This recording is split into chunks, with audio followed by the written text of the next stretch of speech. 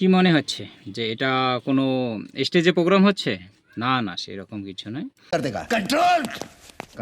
এটা একটা কীর্তন হচ্ছে, একটা আসরে কীর্তন হচ্ছে, হরে কৃষ্ণ কীর্তন মহামন্ত্র। তো আসলে মোবাইল দেখতেছিলাম আমি, তো চোখে পড়ে গেল। কীর্তনটা শুনতে খুবই ভালো লাগলো, আমার দেখতেও খুবই ভালো লাগলো।